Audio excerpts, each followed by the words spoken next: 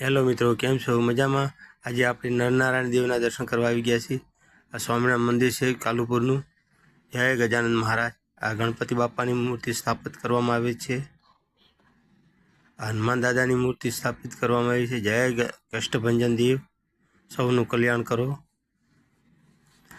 આ અંદરનો ગર્ભગૃહનો ભાગ છે. બહુ મસ્ત નકશીકામ છે, કલર કામ સરસ કરેલું છે. આ ઐતિહાસિક મંદિર છે.